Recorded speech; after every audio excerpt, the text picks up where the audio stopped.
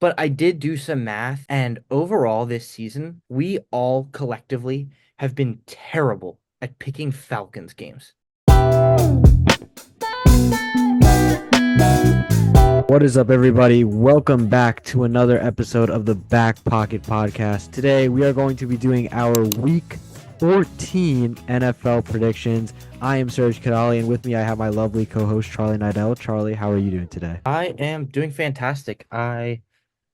I'm coming off of a pretty solid week. Some would say it Mm, is enough to catapult I me don't into know number one in our standings. how kind of back and forth this prediction season has been, but you are in first. Kian now has dropped to second. I am now in third place. Despite I thought I had a good week as well, 13-3, and Dylan has fallen into last place, 11-5.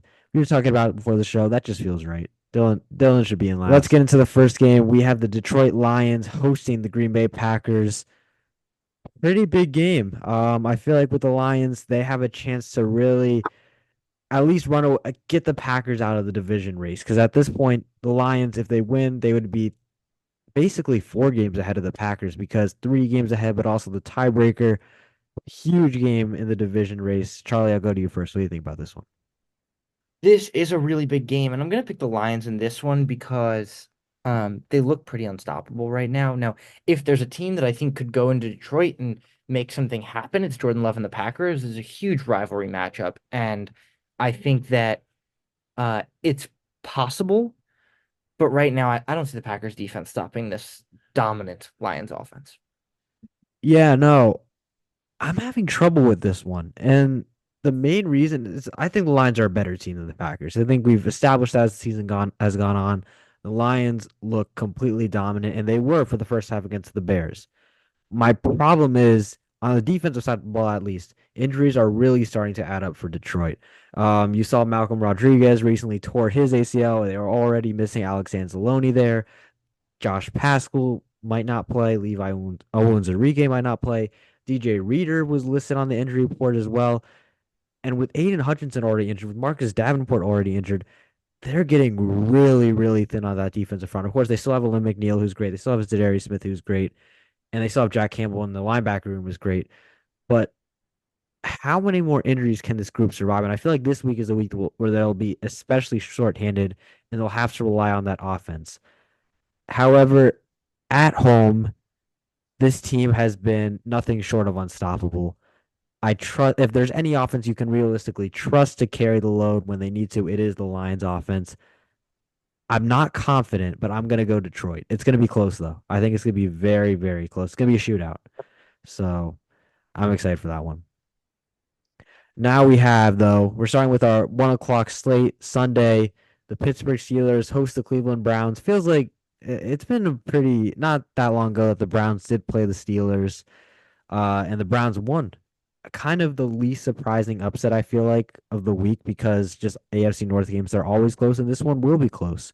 But I think home field advantage will have an advantage for the Steelers this time. Had a great bounce back week against the Bengals, probably their best, not probably their best offensive performance of the season. Russell Wilson threw for over 400 yards. Obviously, got Pickens involved again. Their run game as well looked good. Of course, the Bengals probably one of the worst, if not the worst, defense in the NFL right now.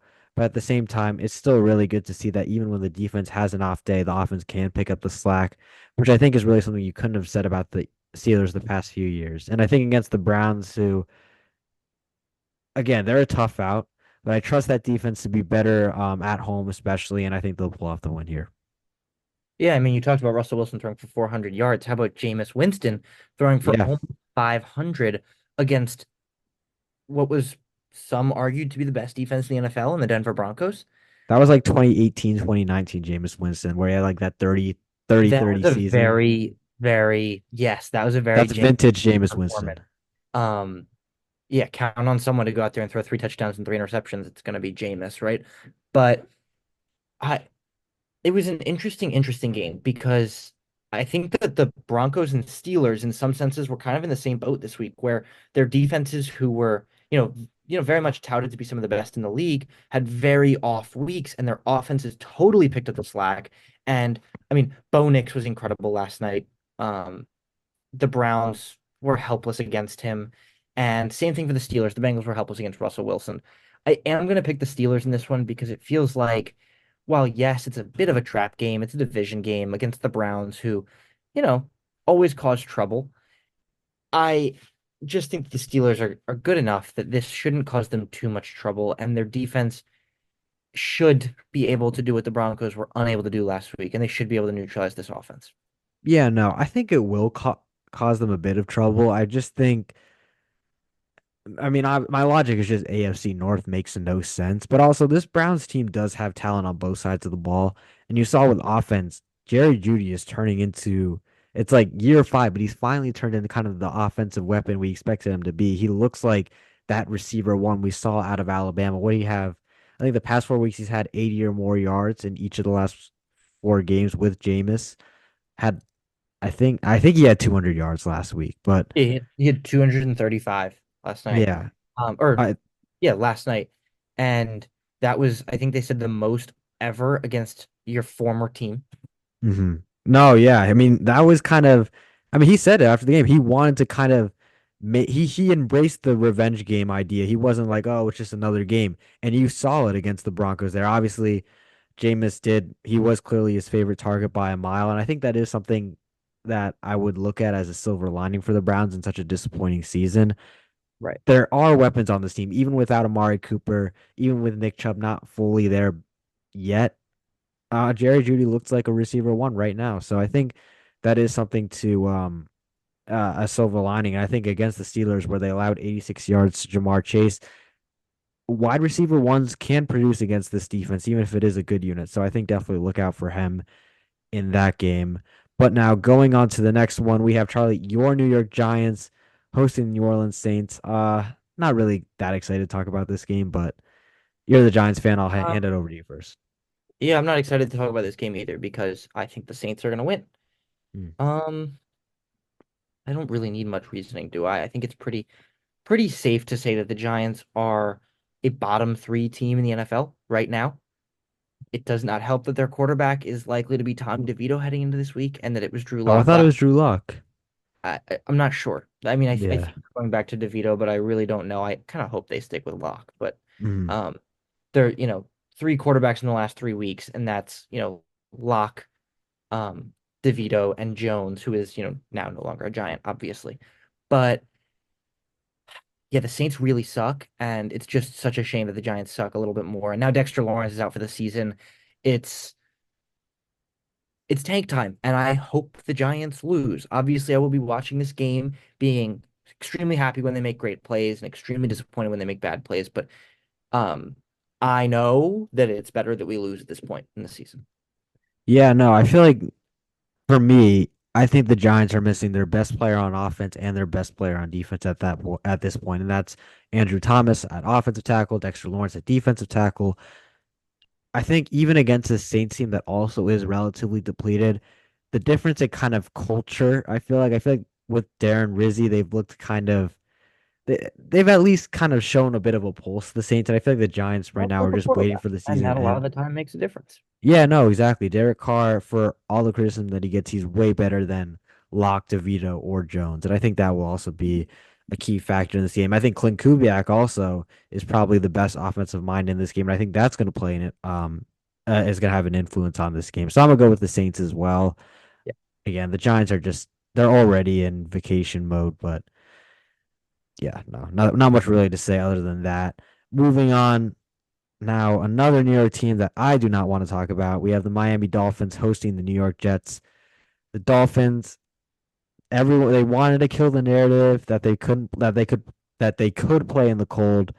They did not. They more just fueled it. They looked cold. I think that was what one of the Packers players said. I forgot who, it might have been Josh Jacobs, but they looked cold. They looked capable of making kind of just unforced errors because of the cold. Tua himself wasn't that bad. I thought he played a solid game. He started off a bit slow, but got better as the game progressed. But overall, this just isn't the same team as 2022 and 2023, even when healthy. But going against a Jets team that has just been absolutely lifeless and it's just found comical ways to lose. I mean, last game they literally had it handed to them with the play of the Seahawks on special teams last week. There is no way they should have lost that game, but obviously they did, as they have all year long. I think the Jets are going to make this a game just because they do. They all a lot of against these kind of teams, they're going to make it a game because they just based on raw talent, which they do have, but they're just so poorly coached. Aaron Rodgers, while he can make one of the most beautiful throws you'll ever see, he'll also make one of the most dumbest mistakes, one of the worst misfires you've ever seen at this point in his career. That's a huge issue. He's going to do that again as he has done all season. Give me Miami. Yeah, I think in this one, I'll keep it short and sweet. Miami has two huge advantages coming into this game. They're not playing in the cold. They're the home team in this one. Miami is not going to be cold, as far as I know. And they're playing against the Jets. And, I know that I say that as an advantage and like, well, duh, they're the better team. But truly playing against the Jets right now is kind of the biggest advantage you can ask for. It's almost like watching the Chiefs who just find ways to win. Hmm. The Jets seemingly just find ways to lose at this point.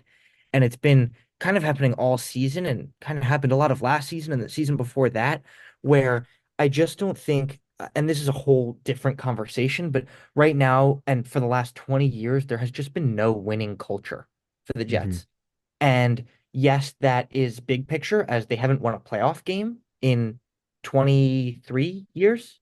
No, no, no, no. That's the Dolphins, but the Jets haven't made the playoffs in like 13 years, 14 years, Haven't made the whatever. playoffs in 13 years, haven't won a playoff game in our lifetimes, I believe. No, no, they have. They won a playoff game the last time they made the playoffs in Okay, so 2010. they've won one playoff game in our lifetimes, something like that. But it's also little picture things where they just lose more games than they should in the regular season.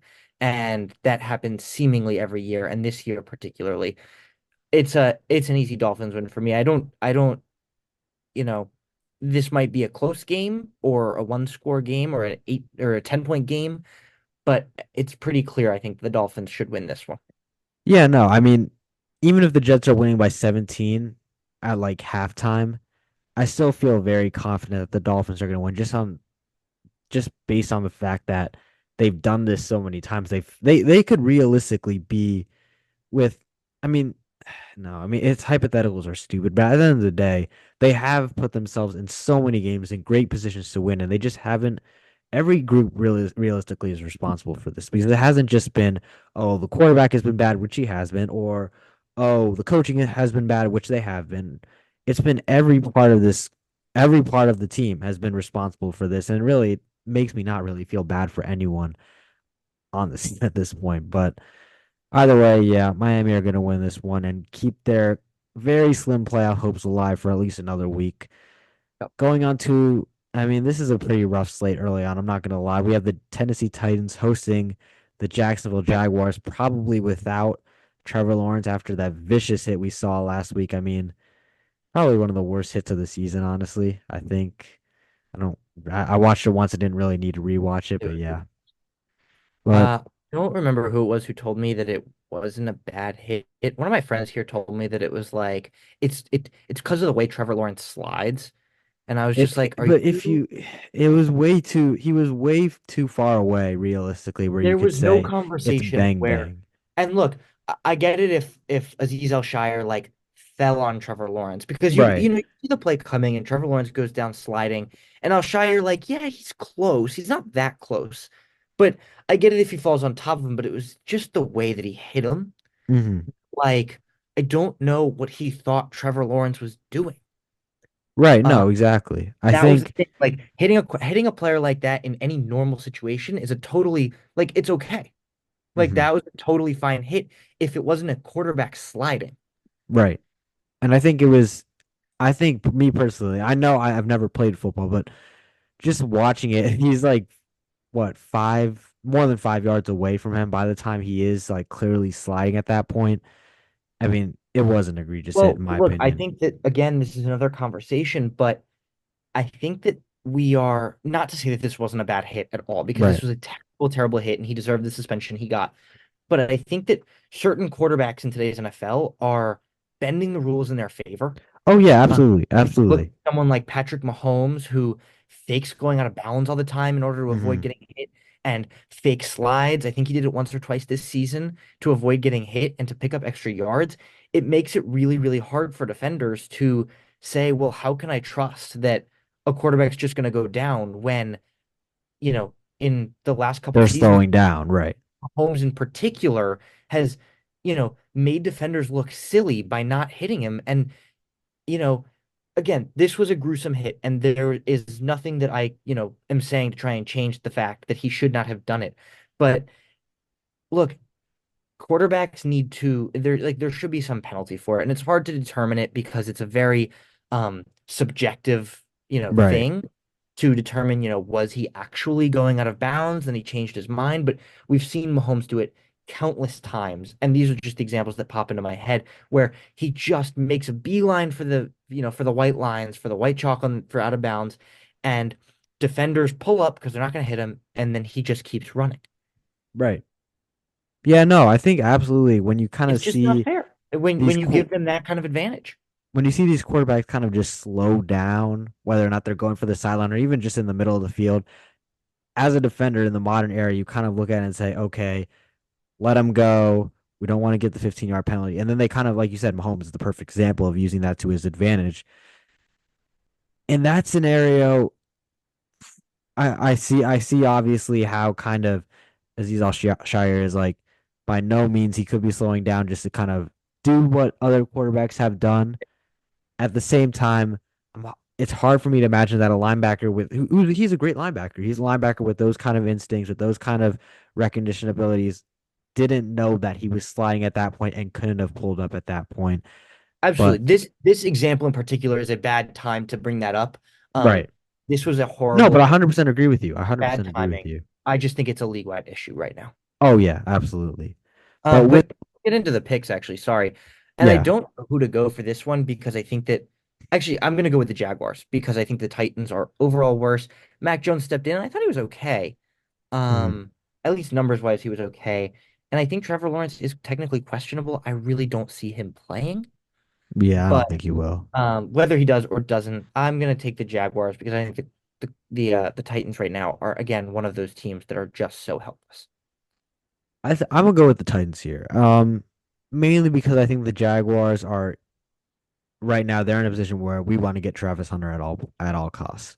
And I think that's gonna I mean, obviously I don't think players themselves will play to lose, but I think organizational decisions, whether or not you're saying guys like Trevor Lawrence will or will not play, considering you're 2-10 and probably want to get that high draft pick, I assume he wouldn't play. I assume other guys that are dealing with injuries probably would be sat out for the good of kind of the tank. Um, But you're also I th- looking at a 3-9 Titans team that are oh also yeah, clearly tanking and potentially for a quarterback. oh yeah, absolutely. No, I think that is all. That's also kind of a good. It's reasonable. I just think at the same time, I just think the Jaguars right now. Actually, no, no, no. You're right. You're right. I actually completely agree with you. I'm gonna go with the Titans though still, just because mainly I just think Mac Jones is helpless. Every time I've watched him, the offense has looked completely helpless. I don't really see anything on that offense to be excited about other than Brian Thomas Jr., who's been kind of a silver lining in Yeah. this another terrible Jaguar season. Um, Yeah, Yeah. and I think the Titans at least we've seen some. I disagree with the lifeless idea just because I know they were terrible against the Commanders, but we saw them a couple weeks ago against the Texans. They beat them in Houston. That offense can have games where they have like random good games. I think Nick Westbrook-Akine has randomly been kind of one of the best deep threats in the league this year. He And also against the had weak three drops 2 weeks ago. So Yeah. No, no, exactly. It's a very hit or miss player, as is Will Levis, more often than not miss. But right. I think against a weak Jaguar secondary, I think they're gonna feast there at home. I mean, it's two terrible teams. You can't really trust either. But just I think the Jaguars suck a little bit more. I'm gonna go The Tennessee. Jaguars are notably 0-6 away from home this season. So, Mm. Yeah, do no. what you will. I'm not sure it really matters because they're not good at home either. But Yeah, yeah. I mean, they're not good wherever, but I definitely a bad team winning on the road is that much harder. But moving on now, we have the Minnesota Vikings who barely escaped against the Arizona Cardinals. They're starting to become kind of eerily. I mean, they're in my opinion, they're a better team than that team, but they're becoming very eerily similar to that 2022 Vikings who just found ways to win every week by the grace of God. Now hosting the Atlanta Falcons, who kind of did the opposite. I mean, they found namely Kirk Cousins, found a way to lose that game against the Chargers. Four picks, obviously the go-ahead Tarheeb Steele pick six. He had that pick in the red zone as well, which I just don't know what he was doing with that at all.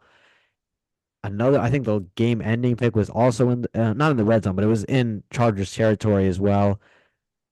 I feel like the Falcons just threw that game away, and it's the kind of game that kind of just derails seasons, especially with the Buccaneers now tied with them record-wise. Charlie, I'm gonna go to you first. What do you think about this one? Yeah, I think, I mean, to clarify, you talked a lot about the Falcons in that one. What game are we talking about?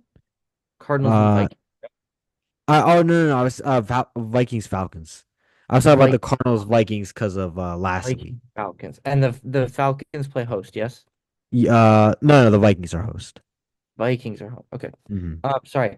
I mean the Vikings are gonna win this game because I think as you talked about, the Falcons threw a lot of interceptions last week. Sorry, Kirk Cousins threw a lot of interceptions last week. And I really, really like and respect Kirk Cousins. I think he's one of the better quarterbacks of the last 10 years. Hmm. Probably fits into a top 10 conversation. And look, this year has not been friendly to Kirk Cousins. So I'm going to take the Vikings at home against the Falcons. Sorry for the confusion, but I will take the Vikings in this. Yeah, no, I mean, I feel like it's interesting with Kirk because he started off the season. I thought actually, I mean, the first game was bad, but he started off the season relatively well. But I think it kind of reminds me almost of the same conversation we had with do you go with the old veteran that probably is a bit more trustworthy to win games or like the young gunslinger who probably has more upside long term who your franchise has more to gain by starting him now rather than winning maybe one more game with the veteran. And I think that's kind of what I feel like the Falcons are going through now with Cousins and Michael Penix, who he did get like kind of very limited time against the Broncos when it was already a blowout and he looked okay. I mean, it makes sense for me to roll with Kirk just because I think they're in such a heat of the division race that at this point every game matters. But when I look at the Falcons right now, I just see the ceiling for me is a wild card exit. I just don't think they're going to beat because they're going to be the 4 seed in my opinion if they do Right. make the playoffs. And if they're the Right. 4 seed, they're going to be playing either these Vikings, who by the way, the Vikings are going to beat them. I'm very confident in that. Um, and either the Vikings or the Packers, I don't see them beating either of these teams. They are handedly better than this Falcons team. So I think it's very interesting to consider whether or not they actually do go with Penix or just consider that, especially if Kirk has another game where he just looks like, is it even an upgrade? It is an upgrade, Kirk to Penix for me right now. But all I'm saying is I think his play has to be monitored down the stretch, especially with Penix waiting in the wings, being the eighth For sure. overall pick. With that in mind, the Vikings are going to win this one. I think their defense obviously a little bit more shaky against the Cardinals, albeit they're a great offense, but I think they're going to be better against this Falcons team and I think they'll win this one. Yeah. And now going on, we have the Philadelphia Eagles, one of the hottest teams in the NFL, coming off probably their biggest win of the season on the road against maybe not anymore, but he was going into the game the MVP favorite in Lamar Jackson, and they shut him down.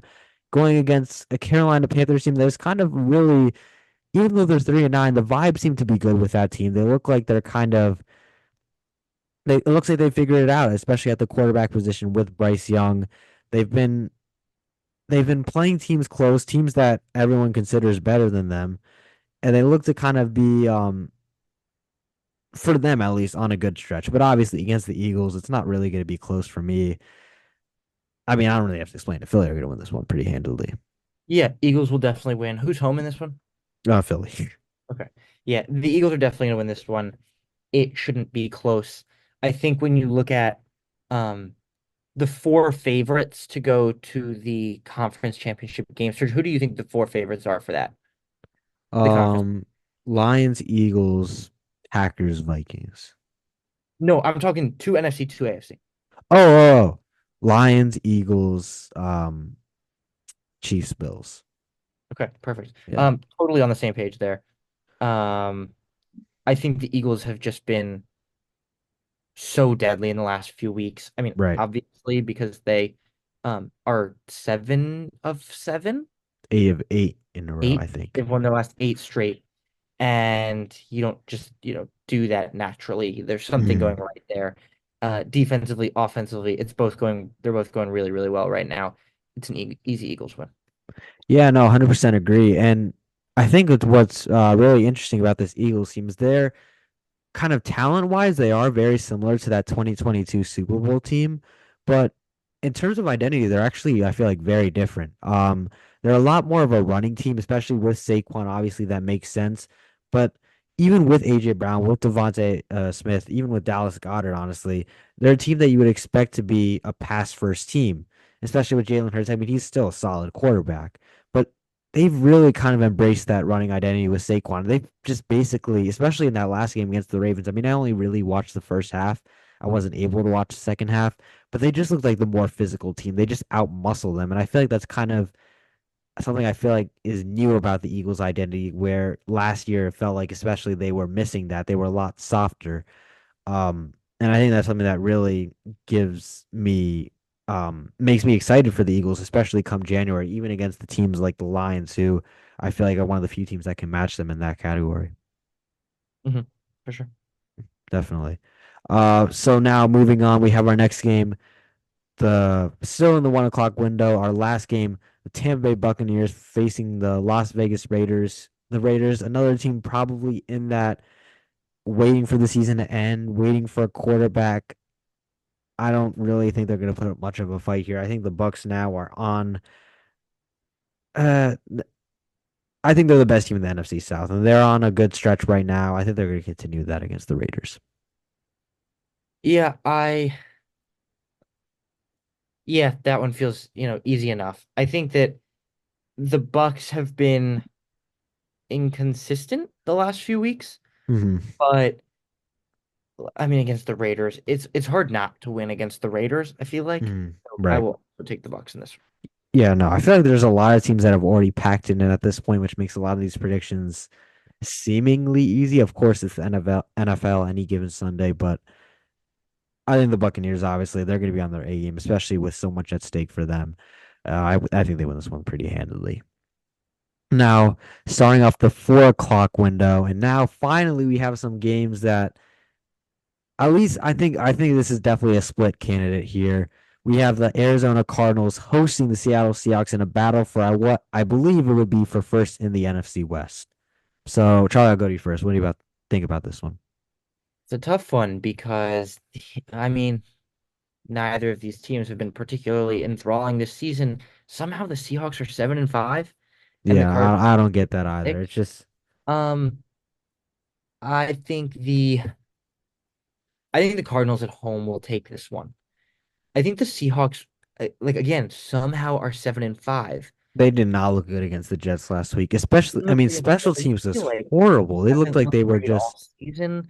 I don't really know what to make of the Seahawks right now. I also don't really know what to make of the Cardinals, but I think they are they're finding their way. I think they have a bit more of a team identity than the Seahawks do right now. Uh yeah, I'll take the Cardinals.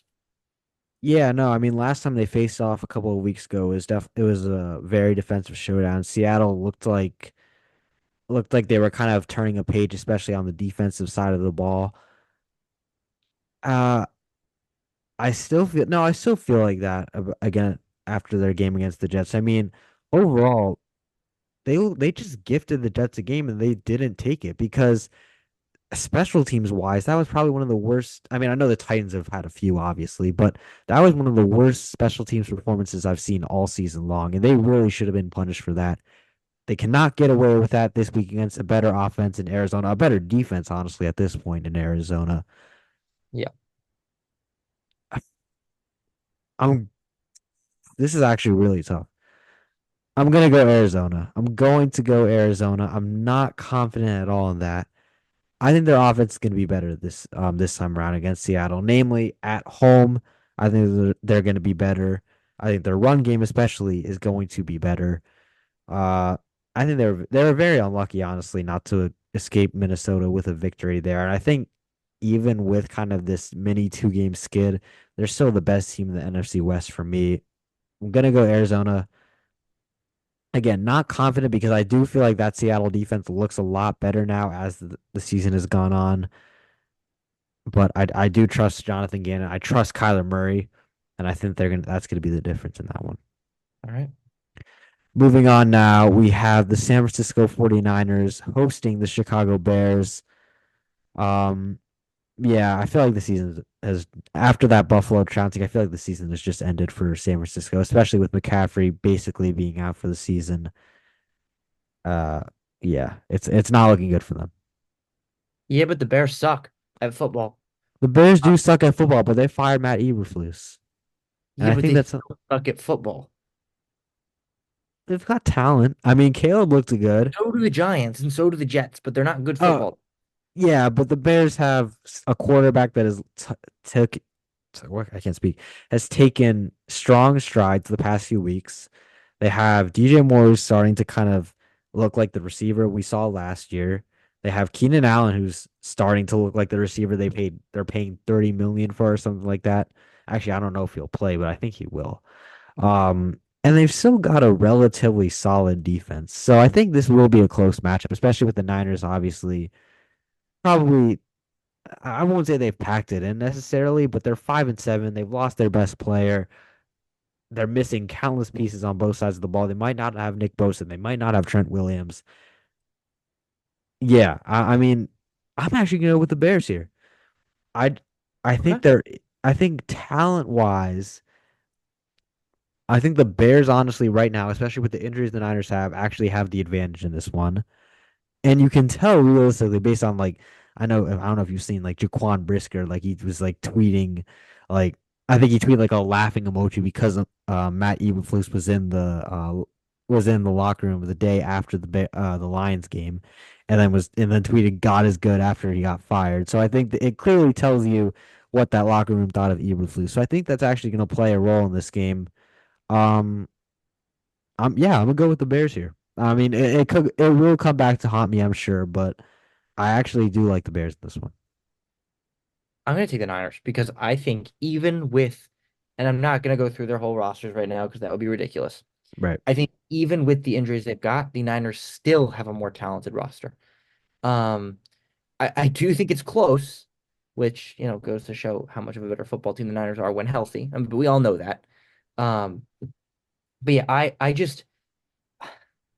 I know it's a bit of a weird take. I know it sounds like it's coming from a place of just strictly Caleb Williams hate right now, but Hmm. I really don't like the moves that the Bears made this offseason. And obviously, I think that Caleb Williams was the best pick for them. There was no doubt in my mind that Caleb Williams was going to be the number one pick, and that's who the Bears had to pick. Um, Odunze was an interesting pick considering they had just signed Keenan Allen in free agency, which is a move Right. that I didn't really love. Um, I feel like we see these like trios of receivers get put together, and just because all three of them individually are really good, they're supposed to just be a Oh great. yeah, absolutely. The And it Texans just are doesn't another great happen example that of that. way. I mean, we see it a little bit in Miami with Hill and Waddle. They don't both have good weeks in the same week, ever. No, they have. But I agree with you. Like But more generally, often than not, they don't. I think you saw that with Houston is a great example of that with Nico Diggs and Dell, where they were obviously probably one of the highest touted tandems in the league, but even when they were healthy before Diggs tore his ACL, they didn't really quite click that offense in general. Yeah. So no, I definitely agree with that. I think that is something that I think the Dunze pick was a bit questionable. I thought they were going to go defense, me personally, with that Allen Yeah. move. I But I I think just the defensive prospects weren't as highly graded in this draft, oh and yeah, yeah, I what agree happened. with that. No, But regardless, I don't love what the Bears put together, and I think a lot of people had them as like maybe playoff contenders, and like I don't know. I didn't see it personally, but that's, whatever. This one I think the Niners win just because I think the Niners still have a slightly better football team, and defensively I think they should be able to shut down Caleb Williams. yeah, no. I mean, I agree with you that they're kind of very close in talent despite the injury gap. And I think I really trust Caleb Williams. I think he himself has t turned a corner, at least from where he was earlier in the season, which was putting it nicely, not good. But All right. going on to the next one, we have the Los Angeles Rams hosting the Buffalo Bills. Buffalo coming off again another trouncing. They might be, in my opinion, this is the best football team in the National Football League right now. I think Josh Allen right now is the best player in the NFL this season. I think he's the MVP. It's close. I think he's the MVP, and I think he's going to show it again against Los Angeles. I don't think there's really right now a single team that can. Maybe Philly, the way they're playing right now, but he looks he looks like Josh Allen. I think that's just going to be too much for a team like Los Angeles, who are they're fine, but they're not great. So I think Buffalo wins that one. Yeah, to be honest, I like weirdly see this as a game where I could see the Rams winning it. I feel like the Bills over the last couple seasons have dropped like random ones here and there. Mm-hmm. In LA, like I could see it happening. Um, I'm not gonna pick the Rams in this one because the Bills are so good right now, and I agree with you. Josh Allen is currently the MVP, and the Bills are currently the best team in the NFL. Um, I actually just find it insane that people can still have Lamar up there. And I just don't even think Lamar is the number two in the running for MVP right now. And this is a whole different conversation. Again, I feel like I've said that so many times this video, but Josh Allen's the clear MVP, and Saquon Barkley is the clear number two right now. And I'm not sure Lamar even comes at three. I Yeah, I'm taking the Bills in this one. It's easy enough. Josh Allen is so dynamic and just all around incredible. If there's a year for the Bills to go out and do it and beat the Chiefs, it's this year. Yeah, no, I think uh, I know we kind of find ourselves saying that every year, but this feels like the most complete team I feel like I've seen from Buffalo in a while. Like I don't really think, especially with the Amari Cooper trade, I just don't see a clear weakness to this team. I mean, obviously quarterback absurd. Running game looks good now with James Cook with the kind of trio of Cook, Ty Johnson, Ray Davis. The offensive line looks good. Receiving room looks good. Defensive line, linebackers, especially with Matt Milano coming back. That secondary is great. This is just a complete football team at every level. And if, especially if the Chiefs, which I think they will, and I think that's actually a precursor to our next game, I think they will drop another game. I think the AFC is going to go through Buffalo, and what better time to finally end the drought? Not just the AFC Championship drought, not just the Chiefs voodoo thing, but I think this is their best chance so far of the Josh Allen era to go and win the Super Bowl to end the drought, to bring the Lombardi to Western New York. I think this is the year. Yeah. Yeah.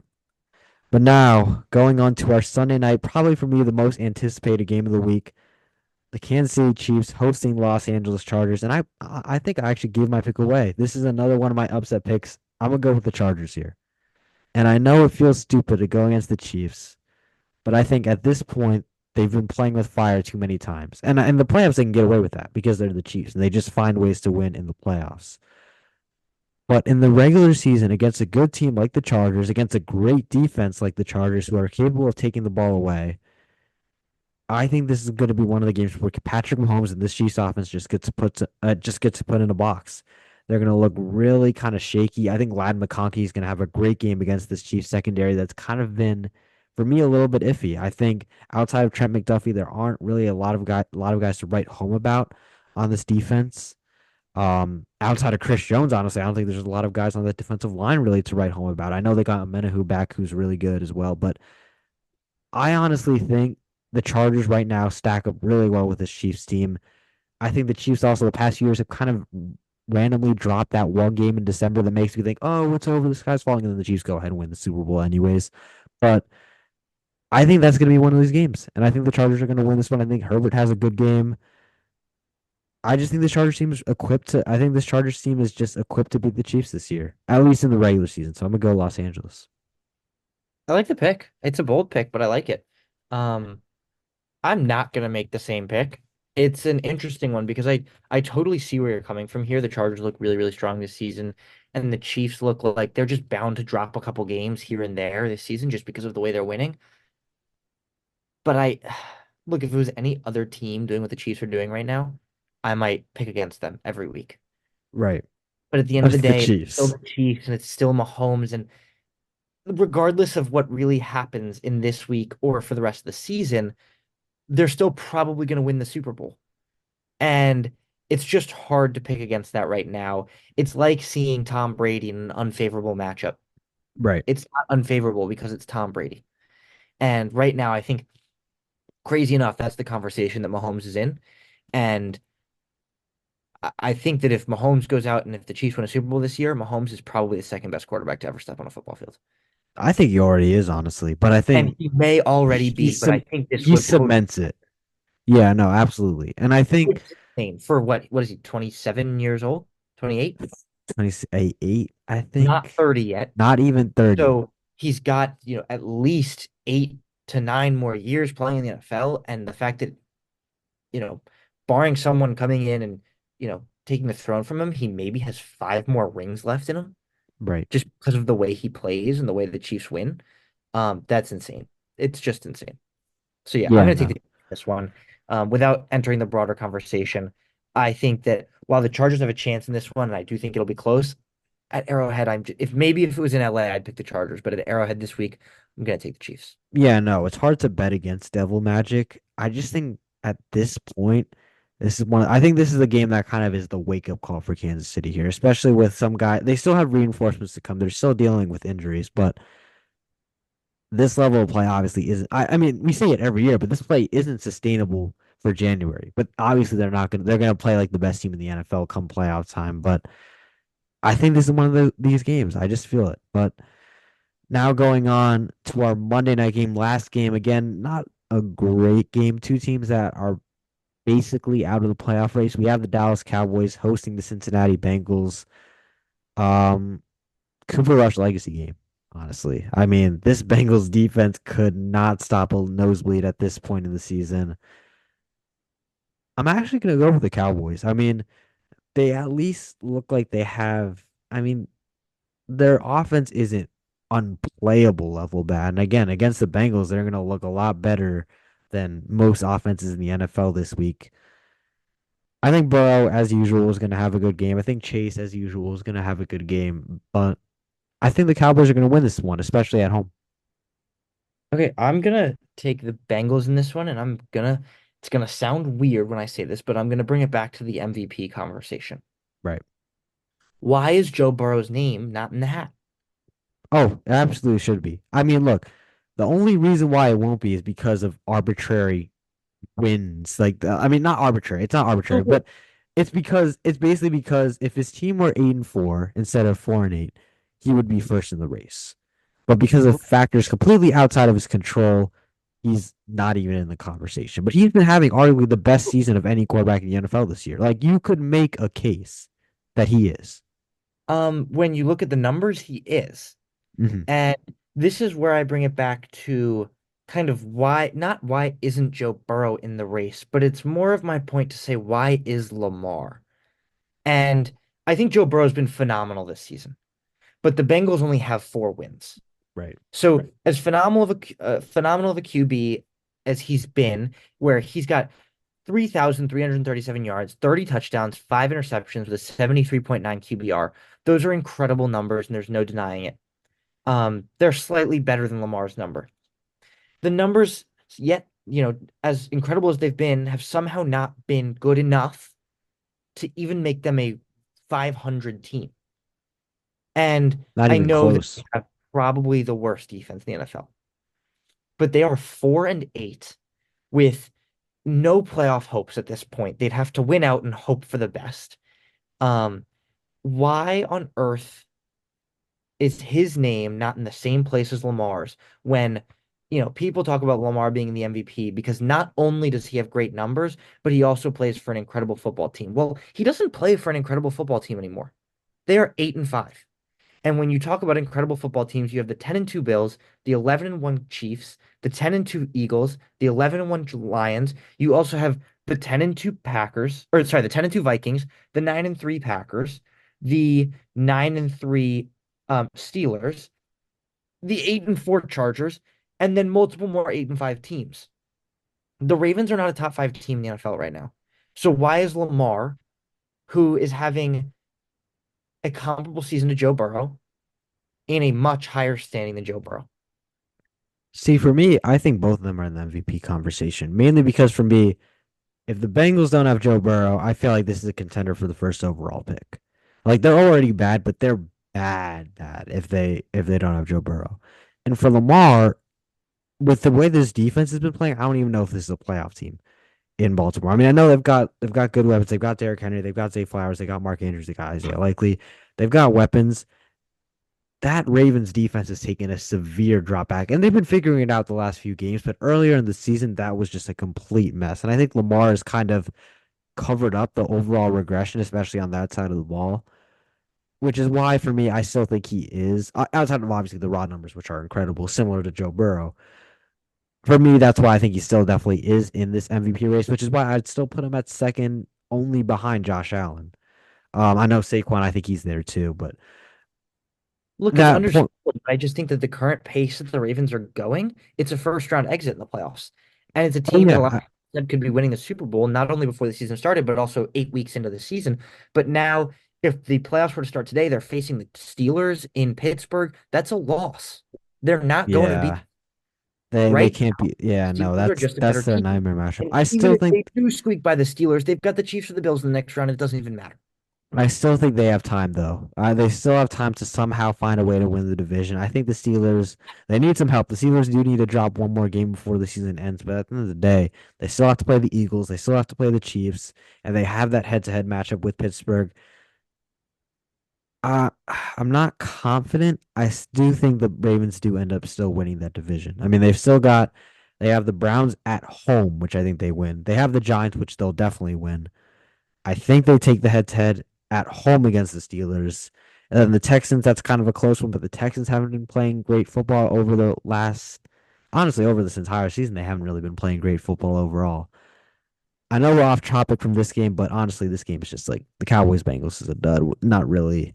So, and I don't know that I gave my pick, but I am going to take the Bengals in this one because Oh, at the yeah, end of right. the day, yeah, I mean, Joe Burrow's been so phenomenal this season. And Yeah. all I was trying to say was that the Joe Burrow and Lamar Jackson dynamic, they need to be in the same conversation this season, whether you Oh, think they they're both are. MVP They level are. or both or neither MVP level, whatever it is.